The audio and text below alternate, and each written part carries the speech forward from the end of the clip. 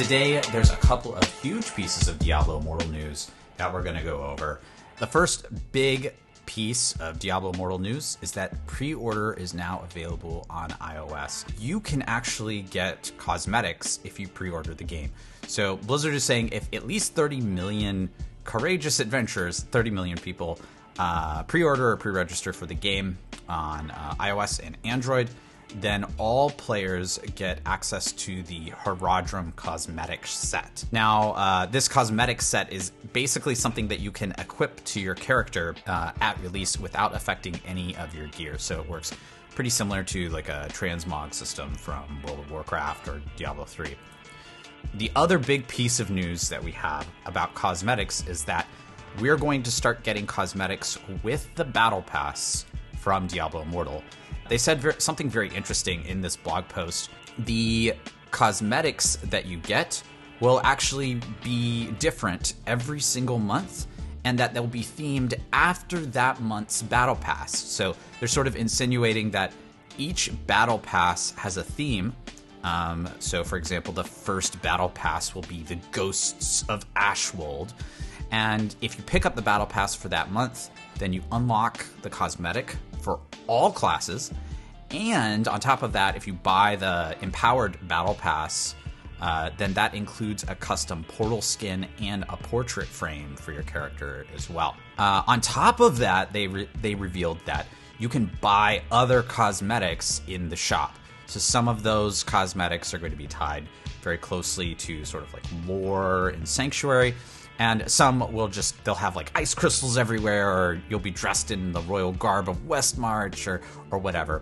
And of course, the thing we know from beta is that certain cosmetics are available, only earnable in-game by doing certain things. So for example, the Immortals, if you rank the Immortals up enough and you're part of the Immortals at that time, then you can wear the Anointed Immortal garb, I think it's called, Anointed Immortal cosmetic set, and that looks freaking amazing. So they also revealed a few other cosmetics. So we have the Ghosts of Ashwold, we have the Anointed Immortal, we have the Horadrim cosmetic set, and we also have the Bloodsworn cosmetic set, which looks pretty sick. It looks all spiky and vampire-y. Here, I'll put it up for you.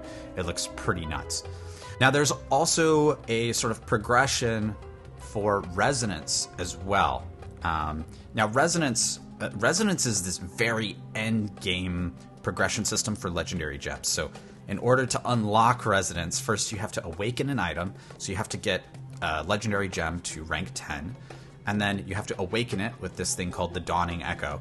And then once you awaken it, then you can progress other gems that are attached to the awakened legendary item for more resonance, right? So the more resonance your character has, the more the awakened item will progress in its appearance.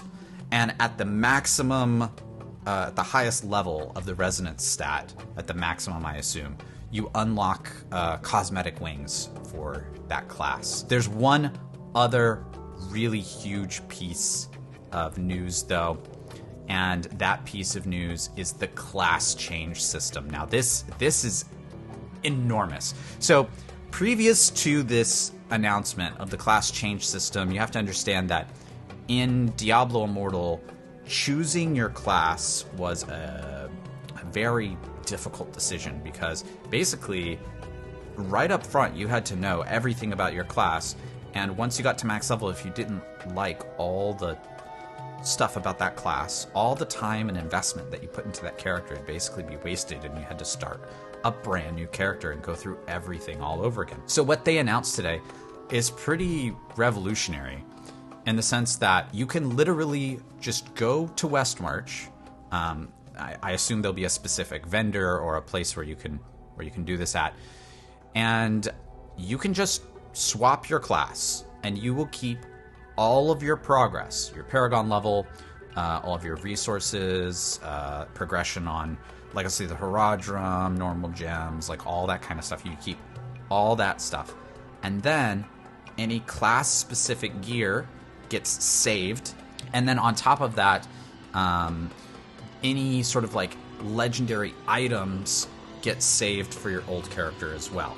Now, the only thing that you need to progress basically on the new character is your legendary items. So when you go to the essence transfer, you won't have any of the legendary items unlocked. So you'll have to unlock the legendary items for every single class. That's nothing compared to the hundreds of hours you've likely invested into your character, into your legendary gems and your Paragon and your normal gems and Legacy of the Horadrim and Charms. Oh, you might have to redo Charms again because Charms are class specific. So that is something they didn't mention in the blog post. So there might be a couple of item specific, like gear specific things that you have to redo when you do a class swap.